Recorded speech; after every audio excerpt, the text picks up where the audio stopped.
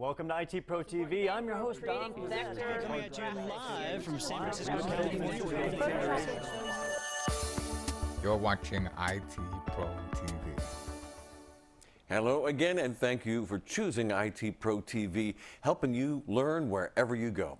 I'm your host, Zach Memis, as we continue on with A+ 901, and today we're looking at RAM types and features, and I know a guy who knows more about this than me, and his name is Wes Bryan. There he is right there. Hey, Zach, how you doing? It's great to be here. That's right, we're going to be talking about something I wish I had more of, and that is memory, right? You might be saying, well, you said RAM. Well, if you can't ram it, dodge it. There's our little plug for Mopar for the day. But we're going to be talking about something known as random access memory, and we're going to go through some of the objectives that you can expect to see within the 802, or excuse me, the 901 exam, 220 901 exam. I'll make sure I got the exam right there. But we're also going to look at some of the basics as well.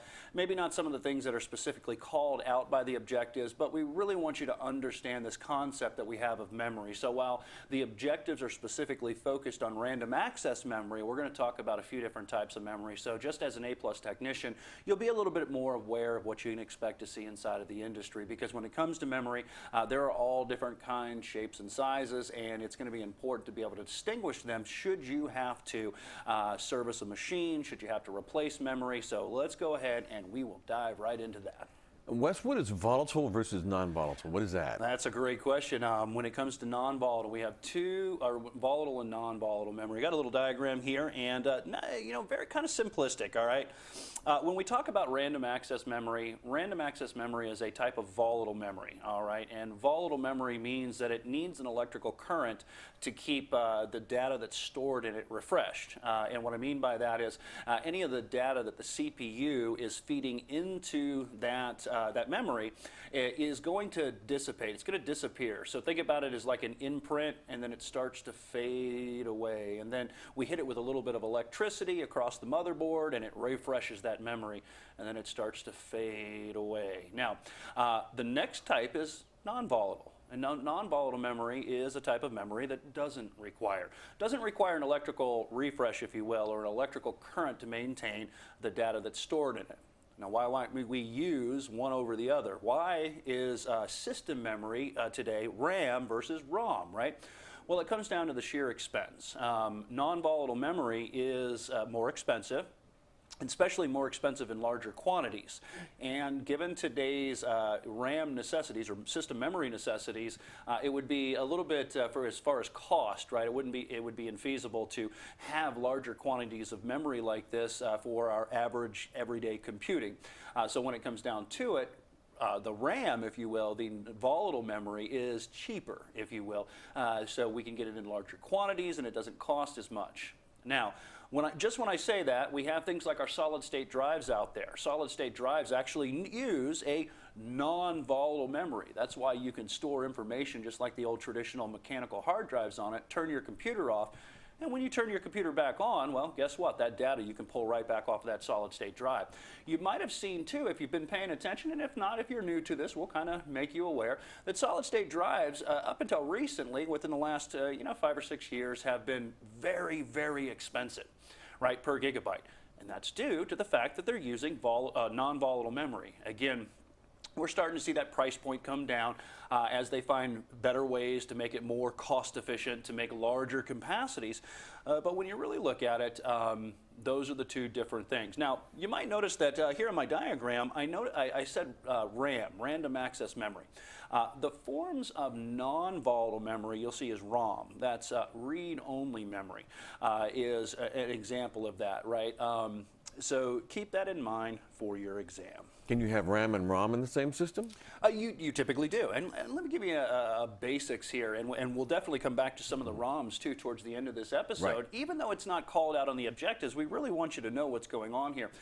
You typically have your random access memory is going to be inside of your system memory, right? That's that main memory, you might hear it called, and a large quantity of it. And you can replace that that RAM, if you will, through memory modules on the motherboard itself, if you remember our motherboard episode. ROM you have That's where we store our BIOS information.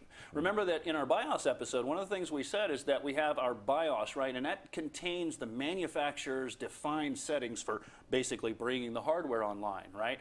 Well, why is it that I can turn my computer off, and when I turn my computer back on, I can boot into BIOS, and all the interface and everything, all the capabilities are still there? Well, that's because that BIOS information is stored in a ROM chip, and again, it's a non-volatile chip. So two very, very important concepts. I knew that. I was just testing you. But actually what I wanted to move on to is parity. Parity, I've heard that's about errors. Is that right? That is right, okay. And there are a couple different kinds of parity, parity types, if you will. Actually, there's parity, and think of it as more of an advanced parity, right? Parity is all about checking errors. And what it essentially means is that what we do is when you write memory, or when you write data into memory, you typically do it in a byte-by-byte basis. And what parity does is it allows you to check whether there's an error present in the data. In fact, I got a little diagram here. Let me show you here. We have what's known as even parity or odd parity. Now, very basically, guys, take all the technical jargon out of it. What does it mean to be even parity or odd parity? All right, well, it means that all of the data that is sent into RAM is going to be checked, and through a little manipulation of the data, we should always expect even values or odd values, right? Let's just say that we expect even values. And by the way, your even or odd parity is set at the time before you actually start to even write information, right? So we don't pick and choose on the fly, right? We say, okay, it's going to be even parity. Then the components and the design of the memory itself says, okay, at write time, we're going to set that it's going to be even parity. You don't actually set this. It's built into the design itself. Now, what it does is it says for every byte of data, right, we're going to count things like, for instance, the 1 bits. Like, so for instance, in my example here, you can see that I have a byte of data, and if I count the ones, right, I've got 3 ones, right? Well, we said we expected every time we send that information into RAM, we expect an even value. So what parity does is it adds a 9th bit, right? So if I'm 8 bits, makes a byte, right? So if I'm going to send a byte of data into memory, and in my example, that byte of data is an odd value, well, we're going to modify it. We're going to add 1 extra bit, and now you count them all up, they're even. And we're going to send it into RAM. Then the RAM will be checked, and if the value is even, it means that, hey, well, passively we've detected that nothing's really changed with the data, and it's valid.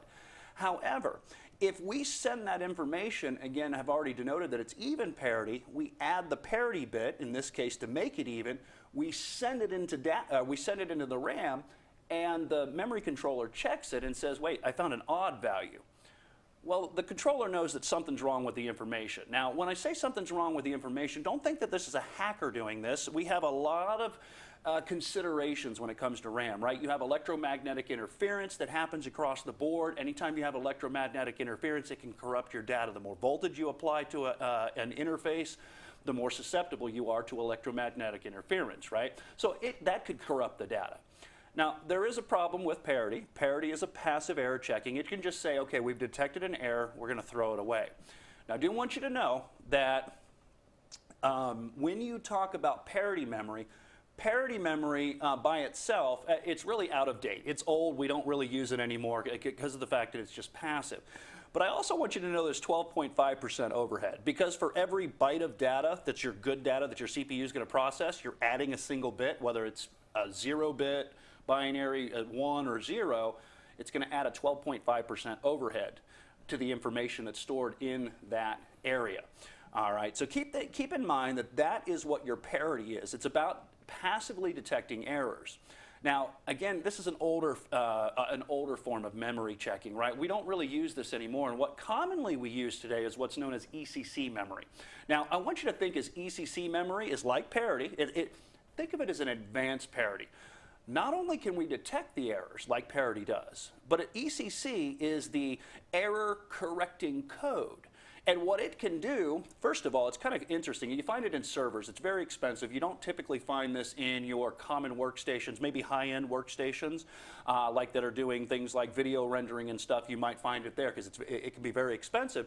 But not only can it detect the errors that are present in memory, it can implement a code to fix it.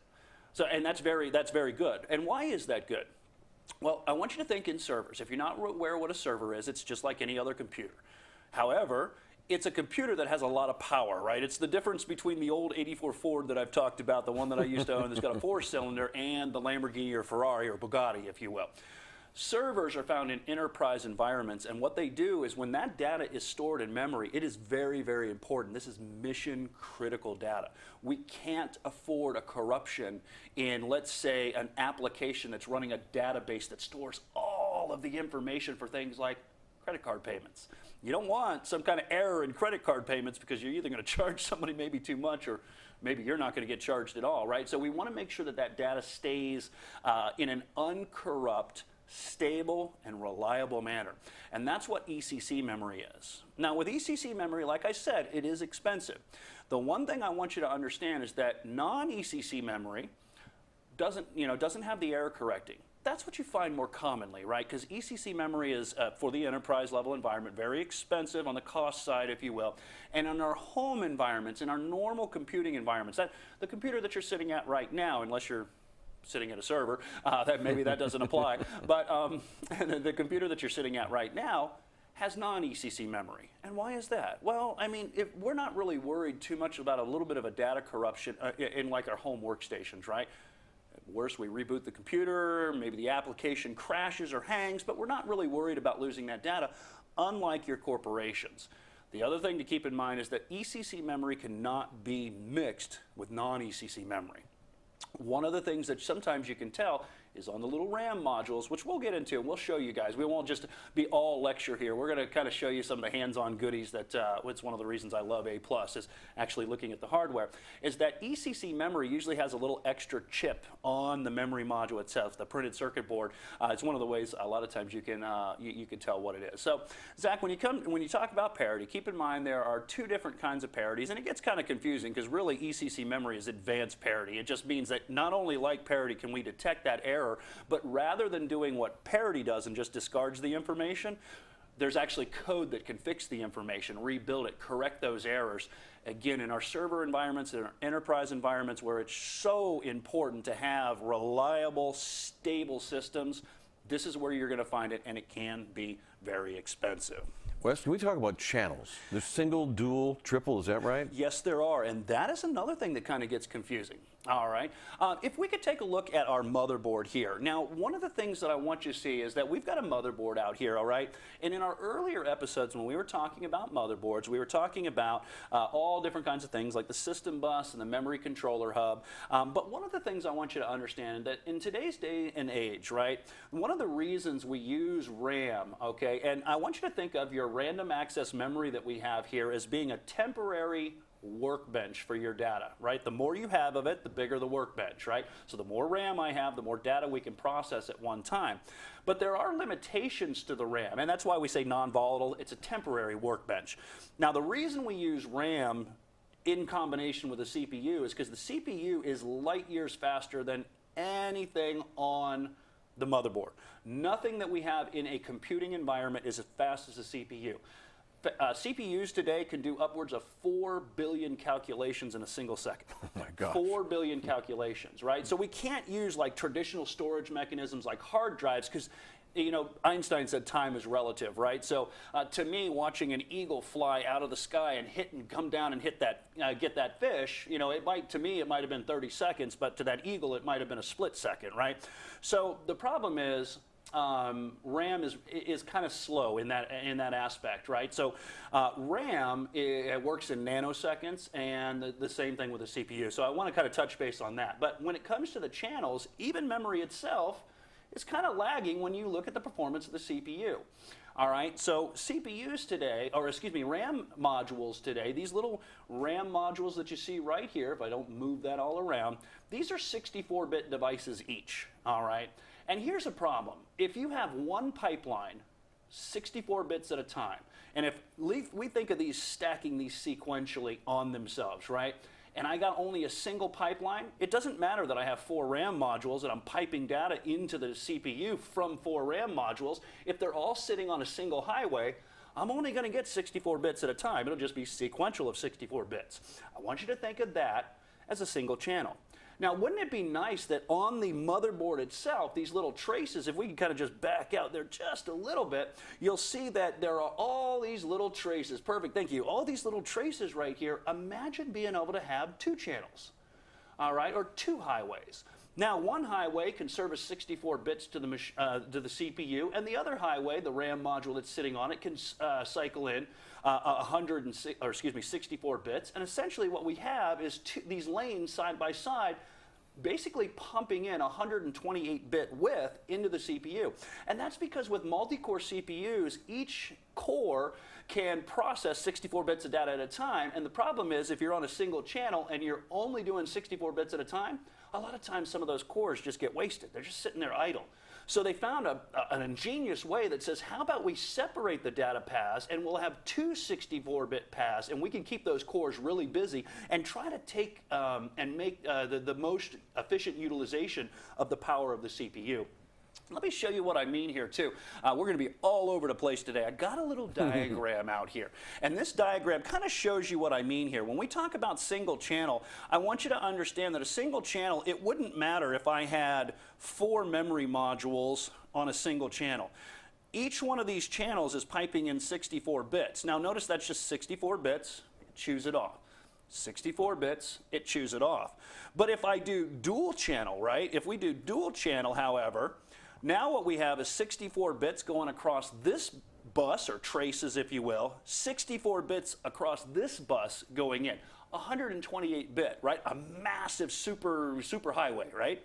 And then what they did, and I put quad channel in here too because that's more common day. This is 2017 as the taping of this show. And even though they don't call it out on the exam, that's commonly what you're going to see as high performance. At the time of the objectives, triple channel was kind of common. It was just kind of up and coming. And it does the same thing, right? What do we got? That's 3 times 64, I believe that's 192 bits, right? Now we have 192 bits if we talk about triple channel memory, right? And Intel has some massive processors that are doing quad channel. And we're talking 256 bits that can go into the CPU. And even at that, memory's still slower than your CPU. So that's the purpose of the configurations when we talk about RAM, is you're talking about taking multiple highways and 64 bits at a time, just pumping it in the CPU so it can sit there and chew that data, basically trying to make those cores, let's utilize those cores a little bit more. Now that comes to RAM configurations now, and that's one of the things that they call out, that I want to kind of talk about, because it goes hand in hand with single channel memory. If we could take a look and kind of zoom out here at this motherboard one time, you'll see that there are, in fact that's actually perfect right there. Notice that we have 4 different individual channels here, or I'm sorry, RAM slots, right? Now, this is a dual channel board. I already know that because I've looked at the specs, and you can't really tell that just by looking, so pay attention to the specification of your motherboard. But this is 2 channels, right? And there is an order you have to install them in, and that isn't going to necessarily be color-coded. This is another thing you have to understand, because not every motherboard is going to be color-coded. Server memory, they don't care about the color and the fancy design. They just want it to be powerful. So every single socket can be the same color. So pay attention to your configurations. But if I was to move this module and put them side by side, essentially I would be back to single channel, because 2 of these memory modules are on 1 channel, or let me restate that. 2 of these RAM slots are on 1 channel, and 2 of them are on another channel. And if you don't install them right, like I said, if I was to move this one over here and install it side by side, let's say in 4 here, 2 and 4, the problem is I've installed 2 RAM modules in a single channel. So now what I've kind of done is I've defeated the purpose of having dual channel, because now we're just piping back into 64-bit, 64-bit, 64-bit. So that is something to keep in mind when it comes to your RAM implementations, is pay attention to the configuration, right? And it's not, a lot of times your home machines have nice color coordination on them, and you'll see that they differ the colors across the channels. That's not a guarantee. Pay attention to the specifications of the motherboard, because a lot of times, most of the times, all the time, you can read the manufacturer's recommendations, and it'll say if you're going to run it in single channel, because there's times, and there's times that you might do this. And let me give you an example. You're buying a PC or building a PC for a home user that just has a starting budget. And they say, well, let me see how this is going to work, and if it works for me, that's great, but we'll upgrade it later down the road if I need to, right? I have that flexibility if I have all those RAM slots. Well, here's the thing. you might start out with, let's say, 8 gigs of RAM, right? And you might not populate all of a quad channel board, but later on down the road, you might say, well, now I want to add those other 4 modules. And that's why it's important to make sure that if you're going to populate every single RAM slot, don't worry about it. You populated the whole thing. You're using all the channels. But if you aren't going to populate all of the channels, pay attention to the RAM configuration, because you can actually do yourself a disservice by having nice, fast memory and you installed it in a single channel and you never see the performance. So that is something that is going to be important. What about single-sided, double-sided? Single-sided. Is that like inferring like a record, the old LP had 2 sides, or even the tape? I remember you actually even flip tapes around, especially reel-to-reels. You know, when I first, Zach, that's a great question, and you guys might think that it's a joke, but it really isn't. And when I first started studying A+, way back when I took my first A+ exam, that's exactly what I thought. What does this mean? Does this mean that like DVDs, tapes, tape cassettes, record players, you're going to flip it, turn it over, and it really does? It's not like that. It's not what it means. All right. What it means is that the electrical contacts on the RAM module itself, you got electrical contacts on both sides, and essentially I could show you here where the contacts are on both sides. Now, when it comes down to it, what does that mean for performance? Well, it really doesn't make too much of a difference. It just means how much of the memory in totality can the memory controller see. All right. If it's single-sided, it means it can use and address all of the memory at one time. Doesn't matter how much memory you have, it can see all of it and address all of it at one time. If it's double-sided memory, right, what it means is that it's separated into memory banks, and memory bank must be initiated to switch over to the second bank, then to further address the memory and send data into it. But as far as a performance hit is, I mean, it's not really something you're going to notice too much. Now, there's always speculation on that, and we can go down the route of, memory, I don't know. There are some speculations on it, but what it really boils down to is when we say single-sided and double-sided, it means how much of the memory is accessible by the memory controller at one time. Single-sided means it can see the whole thing, address the whole thing. When it comes to double-sided, it means it's seen in rows and banks, and the bank has to be initiated between each of the sides of the memory module. Perfect. Now, we've been talking a lot about theory, but are we going to be getting into specifications, Wes? Absolutely. You know, A+ wouldn't be A+ without some standards. So we want you to kind of understand the concepts, guys and gals out there, before we just bombard you with specifications that a lot of times, don't be intimidated by it, but sometimes for the A+ exam, you have to prove that you understand the lingo, right? You have to prove that you know the specifications. And a lot of times they're really important on the exam to understand these, but it's also important to understand concepts. So yeah, we do have to go into specifications, but Zach's giving me that evil eye over there, and I know that we are coming up on some time here. So let me go ahead and tackle a couple of concepts there, and we'll probably have to leave them with a cliffhanger here. They call out what is known as buffered and unbuffered memory. All right, now, buffered and unbuffered have, sometimes they're confusing because you learn one concept and then you learn it has 15 different synonyms, if you will. So let me see if I can help you out with this. You might hear buffered and unbuffered, but you also might hear registered and unregistered. They're the same. They're synonymous. Don't let that confuse you. So in the context here, you're going to hear me use them interchangeably so that when you go out there and study them, you'll know that you're not losing your mind trying to find out what's going on when somebody says, I'm not talking about buffered, I'm talking about registered. All right, so here we go with buffered, also known as registered. All right, we talked about ECC memory, right? ECC memory a lot of times is registered memory, all right? And what or buffered memory, again, I'm going to probably do you guys some injustice out here, all right? Buffered memory just basically means that it has a register that sits between the memory controller that accesses RAM and the module itself, all right? So what does that module do? Well, first of all, that register, right, in the buffered memory, that's why they call it registered memory, what it does is that it ensures that it has, that it basically lessens the electrical load on the memory, and anytime you reduce the electrical load, there's a couple of things that happen. You will reduce a little bit of latency you'll introduce, and you'll reduce a little bit of the performance speeds that you'll get, but you increase stability, reliability of the data, which means that the data is going to be more expensive, but it's going to be, again, it's going to be more reliable, right? More resistant to corruption. And that's one of the great things about registered memory, or buffered memory, if you will. most of your ECC memory is going to be a buffered memory, and it's just that register that sits in between the controller and the memory, and it helps to basically lessen the electrical load on the memory itself and provide you with some stability and the reliability, if you will, of your data. Now, unbuffered memory is what we find in our non-ECC memory, right? This is the most common conventional memory that's out there, that's in our laptops here, Zach and my laptops. Probably if you're at a laptop, if you will, or even a mobile device. If you're, you hear Zach say that learning wherever you go. I mean, you talk about your phone, you talk about your tablets. They're unbuffered memory, unregistered. Well, just remember, register, lack thereof, right? That's why it's called unregistered, or that's why it's called unbuffered. Now, what's the benefit? Well, the benefit is it's less expensive, and that's always good, especially if you're frugal like I am, you know that it's less expensive.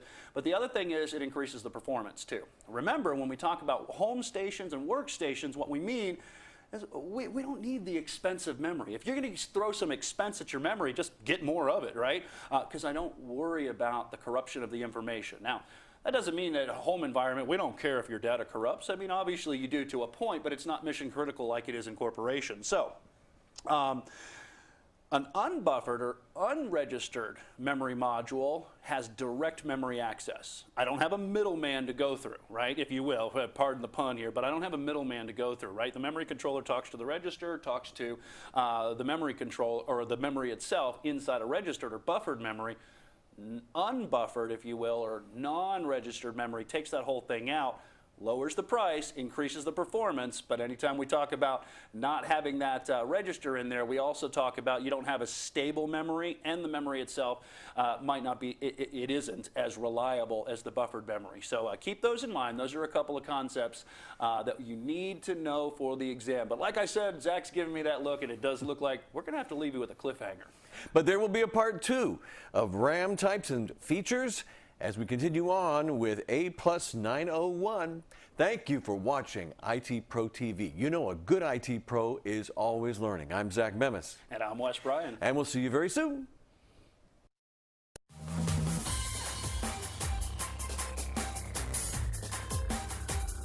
Thank you for watching IT Pro TV.